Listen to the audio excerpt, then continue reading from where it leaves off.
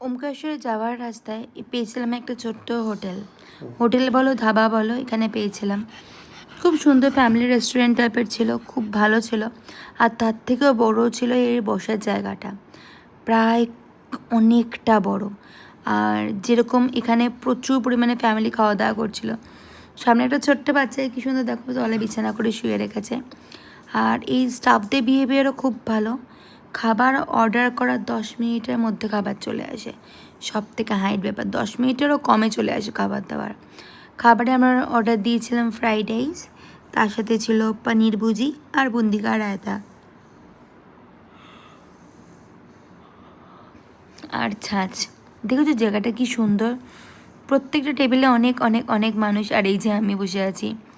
আর এখানে না অনেকগুলো কুলারও চলছিল, আমি দেখলাম এখানে এসির থেকে কুলারটা বেশি চলে।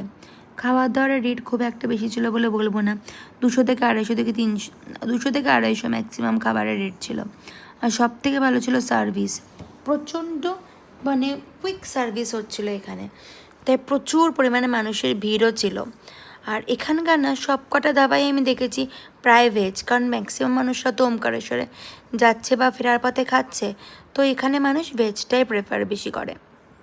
আমাদের এখানে খাবার দাবার চলে এসছে, জলদি জলদি খাবার দিয়েছে, মানে এই না খাবারের টেস্ট ভালো না, খাবারের টেস্ট অবশ্যই খুব ভালো। তো আমরা ফটাফট খেয়ে নিয়ে আমরা এবার যাব ওমকারেশ্বর টেম্পলের দিকে। তো খাওয়া দাওয়া করে নিই, তারপরে বেরিয়ে যাব আবার।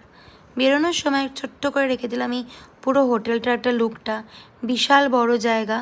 ওদেরকে জিজ্ঞাসা করাতে বললো এখানে 1000 থেকে 1500 লোক ধরতে পারে, এরকম ক্যাপাসিটিতে বানানো হয়েছে।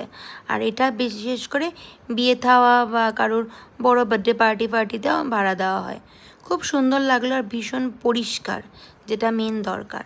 আর এই দেখো বেরোনোর সময় কি প্রচণ্ড পরিমাণে ঝড় হচ্ছে, পুরো ধুলো ঝড়। তো গাড়িতে উঠে কিছুক্ষণ বসেছিলাম, তারপরে একটু ঝড়টা থামার পরে আমরা রওনা দিয়েছি ওমকারেশ্বরের দিকে।